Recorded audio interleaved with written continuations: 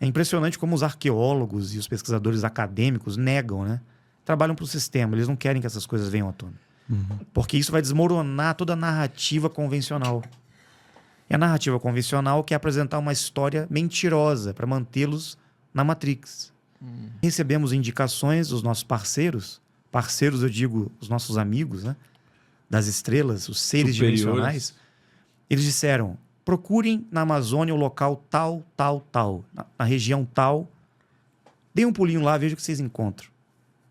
Dito e feito. Só que eles não deram as coordenadas 100%. Nós tivemos que encontrar. E encontramos algo surpreendente. Eles decidem. Esses seres seriam os avatares? Ou Jesus, Buda, Krishna? Quem morreu, sim.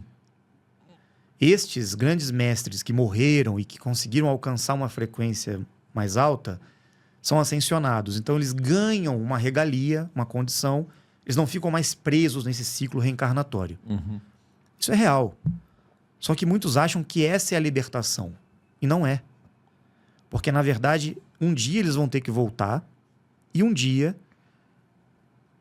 o corpo precisa ser reconstituído para uma nova vida, para que nós voltemos a ter aquele modo de vida e o treinamento e o conhecimento que tínhamos na época do Egito, na época dos Maias, na época de grandes civilizações muito mais antigas, como Ratanabá, no qual a humanidade tinha esse conhecimento e todo mundo sabia que o objetivo de estarmos aqui era evoluir, passar pelas experiências, aprender e sair daqui em algum momento para outras dimensões. Vivos e não morrendo. Não existia morte. Morte é algo recente.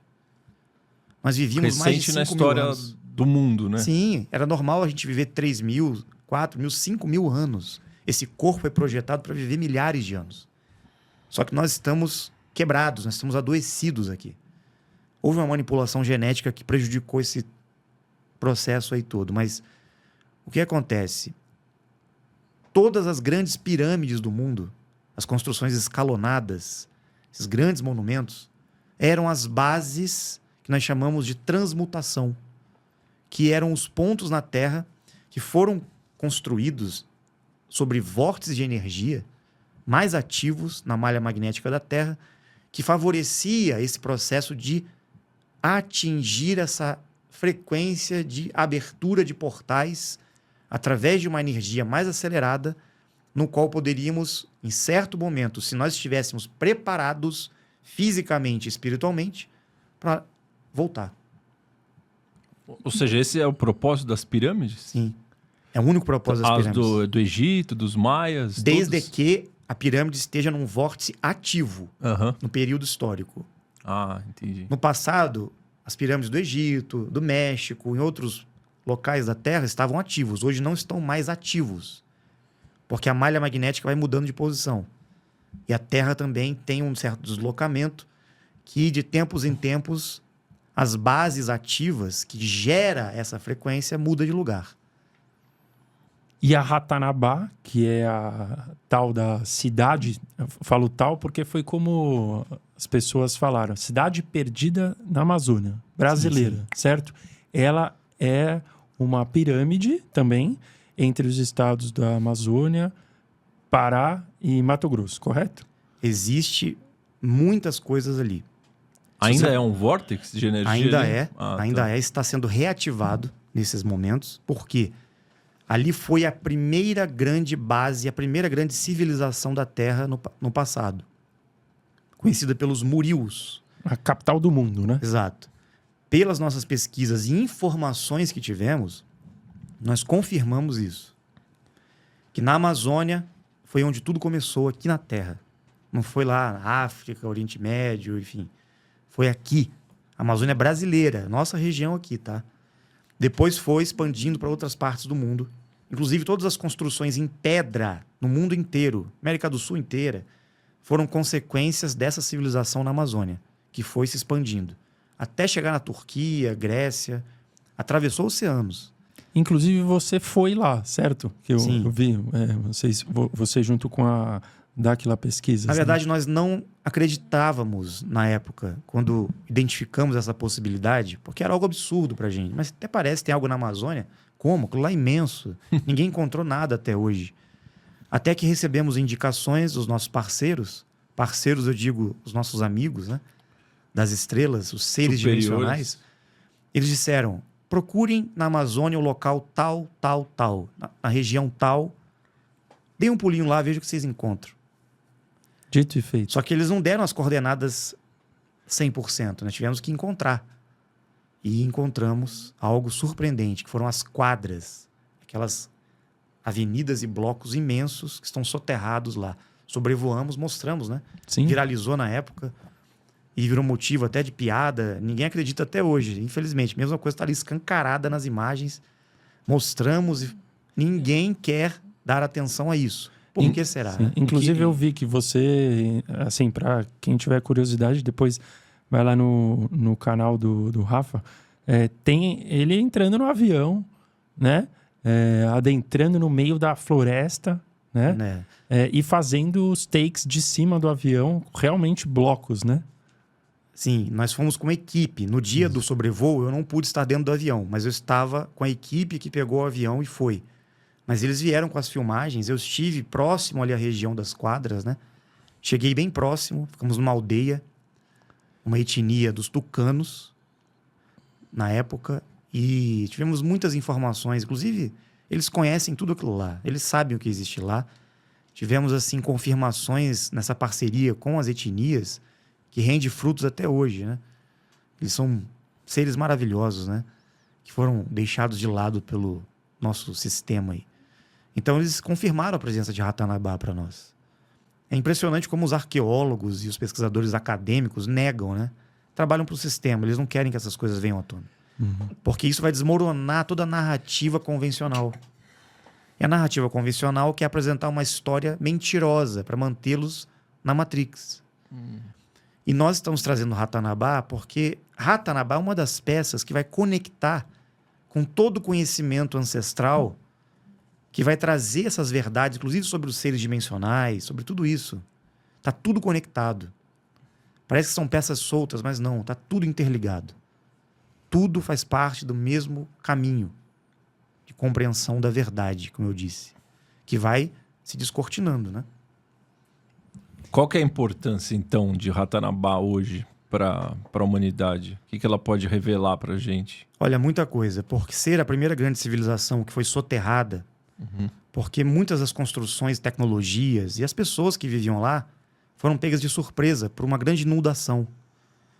Em certo momento, não só uma, várias, né? Mas teve uma em específico que ficou conhecido como o Grande Dilúvio na Terra, que varreu toda a região amazônica. Muita água entrou lá e soterrou tudo.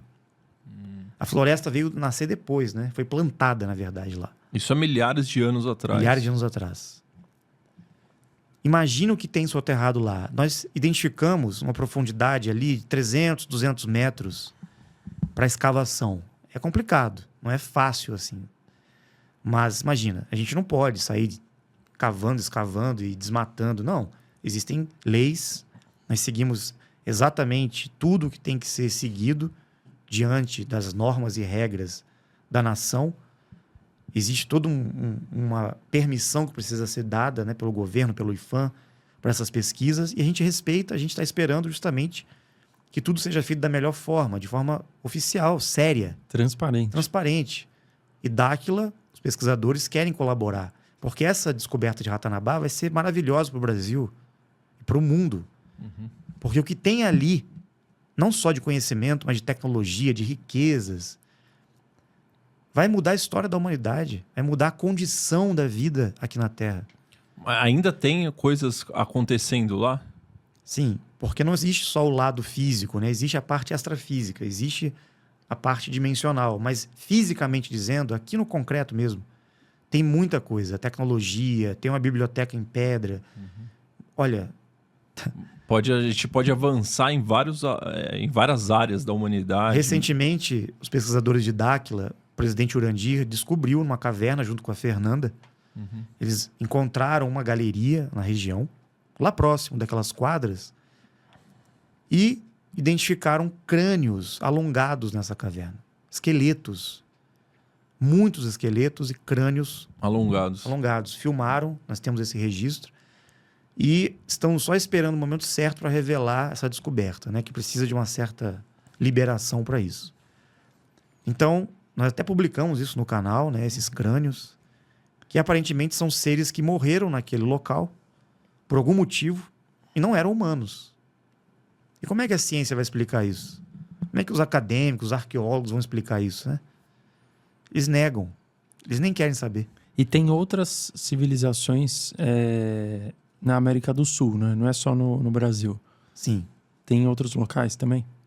Existiram muitas civilizações, só que todas elas eram conectadas a Ratanabá. Ratanabá era o centro, era a capital de toda essa civilização, ou melhor, esse império que se espalhou pela Terra. Como se fosse Roma. Sim, eram vários reinos. Mas devido às mudanças da Terra, os ciclos da Terra, aconteceram muitas hecatombes, cataclismos, mudanças climáticas. Isso foi alterando e muitas coisas foram destruídas também por alguns grupos que chegaram aqui no passado, né? Inclusive os Anunnaki, que vieram para cá e exploraram esse mundo e mudaram muitas coisas aqui, que existiam aqui. Você acha que tem o conceito de governo oculto, né? Você acha que, se você puder explicar para as pessoas o conceito de governo oculto e por que eles querem manipular a realidade para nós? Governo oculto significa a existência de um sistema e de lideranças humanas e não humanas por trás do que a gente entende como governo que se apresenta. Então nós vemos as nações, os grandes países, os líderes políticos, presidentes, primeiros-ministros, reis, rainhas. Tudo isso é fachada. São apenas laranjas representantes de um outro governo, de uma elite mundial, que trabalha nos bastidores desses que os representam aqui. Tá por São trás. os donos do mundo. Exatamente. São os donos do mundo. Eles não aparecem. E por trás dos donos do mundo, existe um outro grupo que fica ainda mais oculto, porque eles não conseguem nem sobreviver aqui na superfície da Terra, e eles vivem em bases subterrâneas em várias partes do mundo aqui. Eles estão em outras dimensões também? Não. Estão nessa dimensão. São físicos como nós. Só que são gigantes, têm uma aparência totalmente diferente da nossa, são bem altos, né? E têm um crânio alongado, conhecidos como Anunnaki. Eles estão aqui até hoje, então. Estão. Muitos morreram, muitos foram embora e alguns estão aqui até hoje porque governam esse mundo com os seus grupos. Seus impérios, seus reinados, suas nações, seus laranjas, seus representantes aqui em cima. Mas eu achei que os Anunnakis eram do bem. Eles não querem a nossa evolução. Alguns Anunnaki já têm uma compreensão maior. Estão mudando um pouco a concepção. Alguns poucos, principalmente ligados ao Enki, que é um dos filhos de Anu. Pelo que a gente compreendeu até agora, ele vem fazendo um trabalho, já compreendeu já há milhares de anos que deve colaborar com a raça humana e não prejudicar a raça humana. Mas ele também quer o poder. Ele é poderoso. Ele é um deus. Na concepção deles, né? De deuses. O que é o poder para ele? Por exemplo, para a gente, nessa face, né, da Terra, poder é dinheiro, né? Dinheiro, riqueza, você poder ter uma vida de luxo. Isso é cargo poder político. né? Né? A gente sempre fala, para você ver como uma pessoa, né, dê poder a ela. Se você quiser ver mais ainda, tire o poder dela, né? Então, o que é o poder? O que é o poder para eles? Já que eles não têm esse bem material, entendeu? Uma boa dúvida. O que eu posso ter que me dá mais poder? O que eu posso ter? Poder é o que eu posso ter. Se eu tenho saúde, eu tenho poder? Tem. Se eu tenho dinheiro e condições materiais para essa realidade, para poder comprar ou possuir bens materiais, eu tenho poder para usufruir desses bens, ir e vir? Tenho. Se eu tenho relacionamentos e poder de influência, capacidade mental de manipulação emocional, tenho poder porque eu estou manipulando a energia, os relacionamentos a meu favor? Tenho poder. Mas qual o maior poder possível que nós podemos ter? Ou melhor, qual o maior medo que nós temos? Nós, seres humanos? Já falei hoje aqui. A morte. A morte, os seres humanos, né? Então, qual o poder que nós temos sobre a morte? A vida. E como conquistar a vida eterna? Elevando para outras dimensões. Mas nós não conseguimos ainda. Então, nós não temos o poder. Mas esses caras conseguiram encontrar respostas que deram a eles um poder de sobrevivência física. Imortalidade? Física. Mas não conseguem ir para outras dimensões. Mas eles não morrem aqui, na terceira dimensão.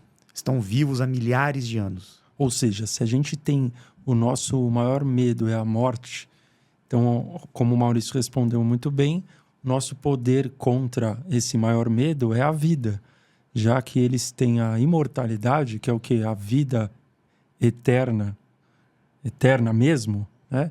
Eles têm esse poder. Só que eles não têm o benefício, a grande oportunidade que nós temos de irmos, ascendermos, português, para outras dimensões. Sim. Eles não conseguem essa transmutação porque biologicamente a tecnologia física que eles estão utilizando não consegue evoluir para essa outra dimensão ainda. Eles precisam de algo ativado nessa tecnologia biológica deles para, como se fosse um combustível. Ou imagine que nós temos um computador. Cada corpo humano é um computador. Eles têm a máquina deles. Eu estou usando um computador de uma marca tal que é bem melhor do que a outra marca, por exemplo. Eles estão usando um computador bem fraquinho, mas eles conseguem utilizar esse computador na sua excelência, sem danificar eles. A gente danifica. Ensinaram a humanidade a danificar o computador e viver com muitos vírus nessa máquina. Nossa. Só que nós temos um programa nesse computador, um software, que dá a possibilidade de uma conexão Wi-Fi, uma internet bem rápida. Eles não têm isso. Eles ficam lá na conexão de escada ainda, mais ou menos tentando conectar na internet. Nem internet eles pegam no computador deles. A gente pega. E quando eles perceberam isso, que um ser humano na Terra, que foi criado por um dos Anunnaki, que de certa forma traiu os outros, que foi esse Enki, eles ficaram revoltadíssimos. Porque eles queriam que o ser humano mais primitivo que eles, que era a raça humana, anterior à raça adâmica, fossem os trabalhadores, a mão de obra deles. Por quê? Para ter o poder, se você é poderoso, você quer trabalhar? Você quer que os outros trabalhem para você. E se a matéria-prima que você precisa para ter o poder e sobreviver e não morrer depende de mão de obra e trabalho escravo, você vai trabalhar? Ou você vai precisar de pessoas para trabalhar para você? Então, para ter o poder, você teve que criar um sistema que condicionasse uma classe de operários e de seres humanos para depender de você que tem o poder para que eles também sobrevivam. Então, se eu tenho o poder e não morro, crio um sistema no qual eu distribuo condições para você sobreviver e você morre, está na minha mão, eu tenho poder sobre você. A gente Porque eu te dou o trabalho e para você sobreviver, você tem que fazer o que eu mando. Sim. No meu sistema. Porque eu não morro e você morre. Então eu tenho o controle de toda a Terra e de toda a humanidade. Sensacional. Deu para entender tudo, cara. Para mim, exato. Aí conectou para mim com um tema muito atual, que é a criação da inteligência artificial. Será que a gente pode fazer um paralelo como se nós fôssemos os Anunnakis da inteligência artificial? É que, na verdade, eles estão aumentando, expandindo essa tecnologia digital, inteligência artificial, tudo isso, para deixar a humanidade talvez mais refém do sistema deles. Facilitando as coisas, né, para nós. Esse é o problema. A inteligência artificial é o caminho da Matrix. Deixar cada vez mais a humanidade alienada no virtual, no imaginário, no digital. Mas a gente não está criando a inteligência artificial pelo mesmo motivo que os Anunnakis criaram os seres humanos, que é pro trabalho.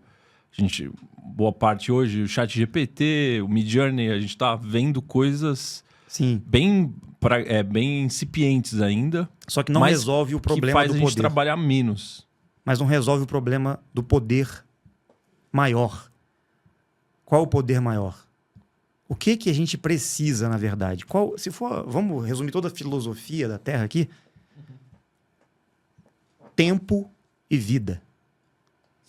A gente vive buscando ter tempo, ter sobrevivência e companhia. E prazer para distrair o tempo, para ocupar o tempo, a busca da felicidade. Então, se eu tenho um tempo de vida, e se eu sei que uma hora vai acabar a minha vida, e eu não sei para onde eu vou, o que acontece, eu preciso viver isso aqui de acordo com o que é imposto, buscando pelo menos a felicidade, porque a felicidade vai trazer um sentido para mim. Os prazeres, o desfrute, a satisfação, enfim, dos sentidos, né?